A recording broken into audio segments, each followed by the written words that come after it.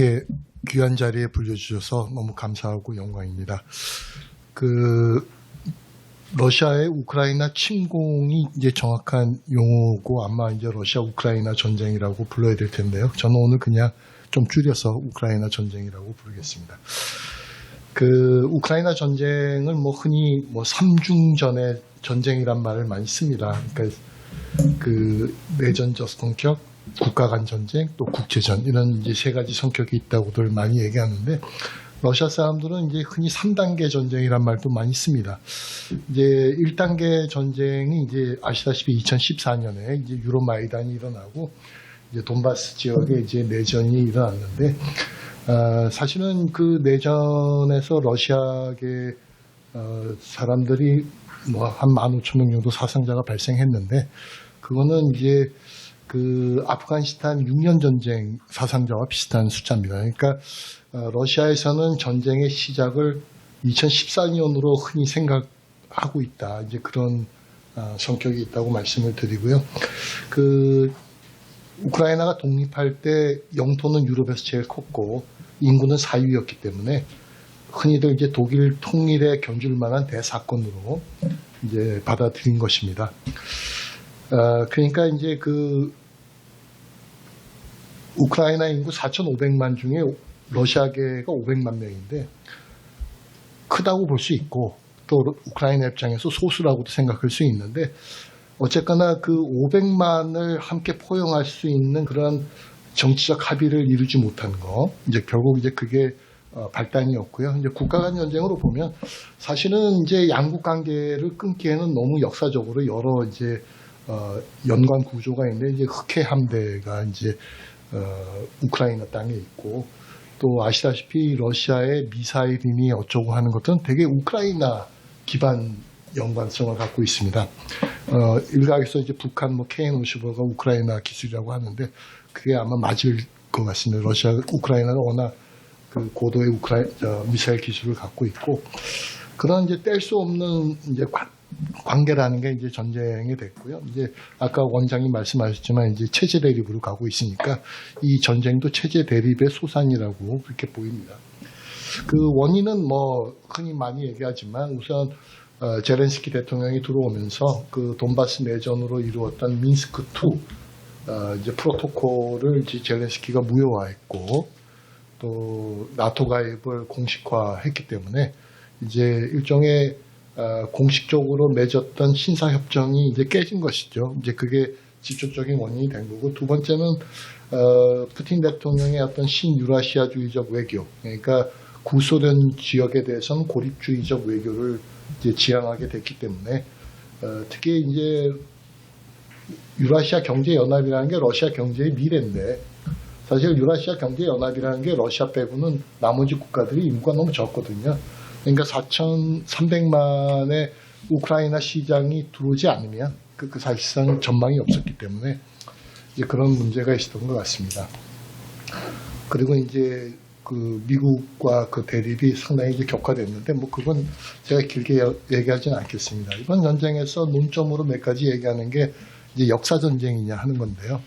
이제 푸틴 대통령이 이제 전쟁을 자기는 특별 군사적 전쟁이라고 했지만 그걸 선포하면서 이 전쟁을 역사 전쟁으로 이제 규정을 했는데 그것은 이제 우크라이나가 역사적으로 보면 한 번도 독립 국가를 이룬 적이 없었고 1차 대전이 끝나고 이제 처음으로 미하일로 후셰스키가 독립선언을 했는데 사실은 그때도 상당히 혼란해서 결국 우크라이나를 국가로 설립한 거는 내전 중에 볼셰비키들이 결국 한 거고 또 우크라이나가 워낙 국가가 오랫동안 없었고 리투아니아, 폴란드 이런 여러 국가의 식민지였기 때문에 오히려 러시아에서 가서 우크라이나 민족 너희도 민족이다 국가다 이렇게 가르쳤기 때문에 이제 정치학에서 흔히 어포머티브 액션 엠파이어라는 말을 많이 쓰는데 이제 소련이 그렇게 제국을 유지하기 위해서 오히려 우크라이나의 국가 정체성을 상당히 키우고 확대 스탈린 때 했다는 거죠. 그러니까 러시아 입장에서 보면 그런 과거를 일종의 우크라이나가 러시아에 큰 빚을 지고 있는 것으로 이제 그렇게 주장하고 있는 것 같습니다. 이제 디나치피케이션, 그러니까 탈나치화도 주장하고 있는데 푸틴이 그것은 이제 그 갈리치아라는 지역은 지금 르비우 근처의 우크라이나의 서부 지역입니다. 거기에서 이제 자생적 파시즘이 30년대, 40년대 일어났고 실제로 그 반데라나 이런 이제 민족 자경단 같은 거는 독립을 위해서는 독일을 도와서 러시아에 대항해야 된다는 생각도 갖고 있었기 때문에 이제 스와스티카죠, 이렇게 또는 폴스파겐이라고 하는데 그 친일들이 달고 다니는 SS 표시를 달고 다녔다는 거죠. 그래서 그 2014년 유로마이단이 일어났을 때 그걸 이끈 정치 세력이 그 서부의 스바보다, 뭐 자유라는 뜻인데요. 그 세력인데 그 세력이 반다라 사상에 기반을 두고 있었다는 거고, 그게 이제 이제 무장화한 게 여러분 잘 아시는 아조프 연대 또는 아조우 연대이기 때문에 러시아에서 이제 그런 주장을 하는 배경이 됐다. 그렇게 생각합니다. 뭐 다각도로 이 전쟁을 생각해 볼 수 있는데요. 이 전쟁이 단순히 체제 대립뿐만 아니라 사실은 이제 아까 말씀하신 중국, 러시아 뭐 이런 국가들이 결국은 수정주의면서 산업 중심의 국가 자본주의 국가들이었기 때문에 그 체제가 이제 소위 말하는 4차 산업혁명으로 넘어가는 데에 미국의 블로킹을 당하게 되고, 그러니까 이제 서구의 금융자본주의 국가들하고 이제 이때까지 국가가 통제하고 성장시켜온 그런 산업 중심 국가들 간에 이제 대립이 올 수밖에 없었던 이제 세계화의 세태죠. 세계화가 있었다면 그 두 세력도 공존할 가능성이 있었는데 결국은 이제 그러지 못한 배경이 있었다, 그렇게 생각을 합니다. 이제 뭐 전쟁 상황은 워낙 잘 아실 텐데요.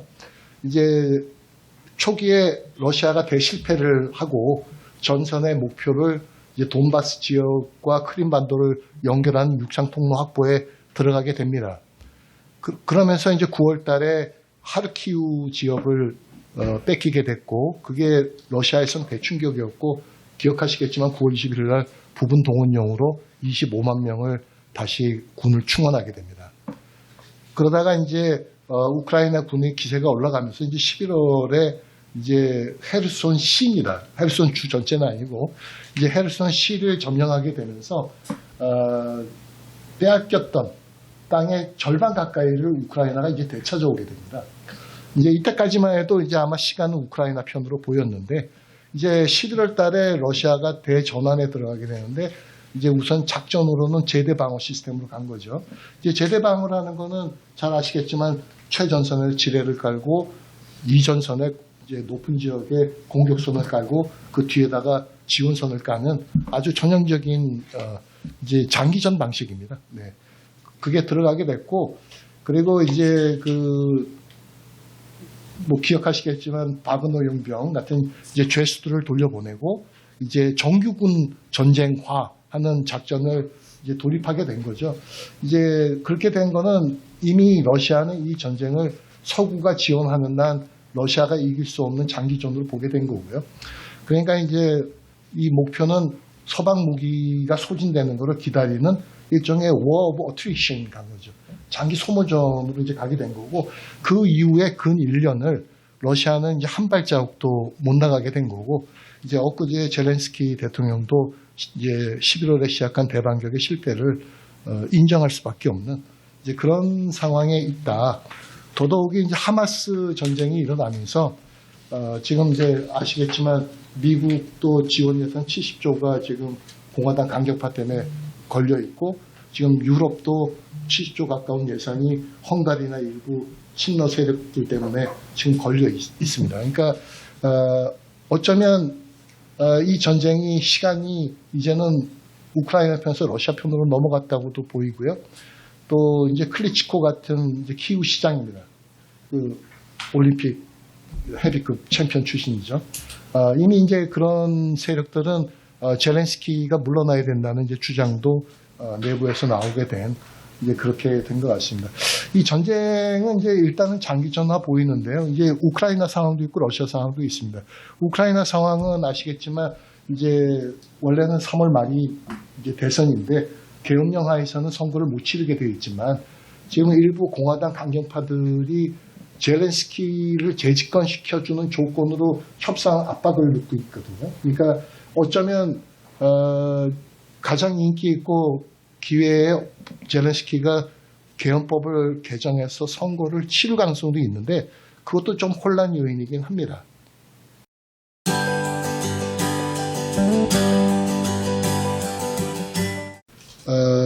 이제 협상 압박이 많이 들어오지만 지금 우크라이나 국민들 생각해 보십시오. 지금은 뭐 난민이 좀 줄었지만 지금도 난민이 800만 명입니다.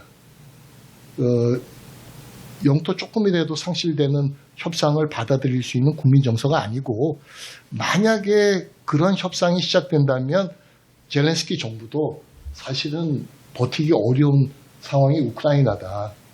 그러니까 우크라이나도 이 전쟁을 끝낼 수 없는 딜레마에 있다는 것은 분명합니다. 러시아도 마찬가지인데요. 이제 내년 3월 17일로 대선이 결정이 됐습니다. 대선을 앞두고 전쟁의 양보라는 것은 이제 패배로 받아들여지는 이제 상황이라는 거죠. 이제 또 문제는 국민 여론인데요. 아이러니하게도 푸틴의 지지도는 85%까지 오히려 지금 상승하고 있습니다. 기억하시겠지만 금년 이제 중반에 프리고진 사태가 있었을 때만 해도 어쩌면 푸틴이 버티기가 어려울 거다. 이미 내부 엘리트들 사이에 푸틴에 대한 모색이 있을 것 같다는 여러 견해도 있었지만 생각보다 굉장히 빠르게 지금 국내 정세를 안정화시켜 나가고 있고 또 여론은 79%에서 오히려 85%로 상승되고 있는 그런 국면이니까 그런 국면에서 볼 때 일부 국민들의 평화협상 요구 나오고 있습니다. 예를 들면 3월 17일에 지금 유일한 대선 경쟁자인 보리스 나제준코가 이끌고 있는 반전 플랫폼 같은 게 있지만 과연 반전 플랫폼이 내년 3월 17일에서 얼마나 받을지는 그건 사실은 부정적입니다. 그런 상황이라고 볼 수 있습니다. 협상이 난망인 것은 이제 우크라이나는 3단계를 주장하고 있습니다. 의제 설정에 관한 회의, 그 다음에 그거에 적용에 관한 회의, 그 다음에 글로벌 정상회의 이렇게 3단계 원칙을 제시했고요. 지금 2단계가 기억하시겠지만 코펜하겐 제다이까지 진행이 됐습니다. 제다이에는 우리 실장님도 다녀오셨고요. 중국도 참여를 했습니다. 그것은 이제 최소한 우크라이나의 평화 공식에 대한 국제적 지지가 있지만 핵심은 중국으로 보입니다. 중국은 평화계획 12항을 들고 나와 있지만 그 평화계획 12항의 결정적 결함은 전범 처벌이나 주권 침해에 대한 책임 소재가 나와 있지 않기 때문에 그걸 서구가 받아들일 수 없는 이제 그런 양식에 있습니다. 다만 중국이 사우디나 이런 글로벌 사우스 국가들을 이끌고 러시아가 전황에서 좀 유리해졌을 때 아주 주도적으로 중재자적 역할을 하고 나올 가능성은 뭐 크다고 보입니다. 그 국제 질서는 뭐 신냉전이냐 다극화냐 뭐 여러 논쟁이 있습니다. 제가 그 신냉전에 대해서 뭐 길게 말씀은 드리지 않겠지만 러시아라는 뭐 국가가 지금 무력이나 경제력에 있어 글로벌 투사 능력이 없기 때문에 엄격한 의미에서 신냉전을 논의할 수는 없습니다. 다만 한반도가 더 민감하게 이런 강대국 간 세력 갈등의 단층에 있기 때문에 우리가 냉전적 구조에 갇힐 가능성은 있어 보입니다. 다국화냐는 논쟁도 있지만 이미 지금 국제 질서가 아까 원장이 말씀하셨지만 지금 변화를 겪고는 있지만 글로벌하게 규칙 기반 질서가 유지돼야 된다는 합의가 깨진 것은 물론 아니고 또 지금 글로벌 사우스가 러시아 편이라기보다는 어떤 면에서는 러시아 편도 들고 어떤 면에서는 서구와도 협력하는 상당히 이중 멤버십을 갖고 있는 진영이기 때문에 이 진영이 앞으로 어떻게 움직이는 것은 또 조금 가변적입니다. 그러니까 다극적이라기보다는 다중적이라고 보이고요. 그 다중적이라는 데에는 미국이 주도하는 기존의 자유질서, 또 중국이 주도하는 신형 대국 뭐 1대1로 질서, 또 러시아가 지금 이란이나 이런 국가를 끌고 있는 유라시아 지정학적 동맹 질서, 이런 여러 질서들이 지금 이렇게 좀 혼재하고 있는 뭐 그런 성격으로 보이고요. 아시다시피 국제 질서는 세 갈래로 갈라진 거죠. 정치적 동부, 정치적 서부, 그리고 이제 글로벌 사우스입니다. 그 G20이 제재 참여와 제재 불참이 10대 10이기 때문에 사실은 진영화라고 불러도 큰 뭐 그건 없습니다. 또 여러 여론 조사에서도 러시아나 중국에 대한 호감도가 올라가고 있는 국가들도 많이 있기 때문에 지금 진영화적 구조를 보이는 건 맞습니다. 그래서 이런 구조를 통해서 국제 질서가 몇 가지 특징이 있다고 저희가 보이는데, 첫 번째 특징은 이런 지정학적 갈등과 경제 진영화가 동시에 진행되고 있기 때문에 이 지정학적 갈등은 상당 수준 오래 갈 수밖에 없고 수준이 높아질 수밖에 없는 특징이 있다는 거고요. 이제 두 번째는 글로벌 거버넌스가 약화됐다는 건 인정해야 된다. 이미 지금 캅28이나 여러 군데서 나타나고 있지만 우리가 해결해야 되는 기후 문제 여러 문제에서 지금 유엔이나 이런 데가 주도적 역할을 하기가 상당히 어렵게 돼 있다 하는 거고요. 이제 지역 강국 인도나 터키나 이런 국가들이 부상하고 있으면서 지금 브릭스 플러스 브릭스 플러스 SCO가 이렇게 좀 묶이고 G7이 어쩌면 몇 개 국가를 더 보강하는, 이제 그렇게 양쪽으로 진영화하는 것은 분명해 보입니다. 시간이 많지 않기 때문에 한국 입장에서 몇 가지 말씀드리겠습니다. 이 지정학적 단층적 성격이 있는 한국의 입장에서도 지금 일부 사람들이 주장하는 현실주의, 그러니까 어떤 국익에 따라서 설명하려고 하는 그런 것은 사실은 한국에게는 적절치 않습니다. 그것은 우리가 강대국 논리에 갇혀서 한국의 주도성을 잃을 수밖에 없는 구조라는 점을 우리가 명심할 필요가 있고요. 그렇습니다. 그러니까 우리가 뭐 어떤 용어도 좋습니다. 가치지향적 외교도 좋고 뭐도 좋지만 우리가 글로벌 연대 입장에서의 자유주의적 가치지향의 외교는 이거는 피할 수 없는 구조고, 어쩌면 실용 외교나 균형 외교는 우리처럼 냉전적 구조에 갇히게 되면 우리가 하고 싶어도 할 수 있는 여지가 준다는 점도 인정해야 된다는 점이 있습니다.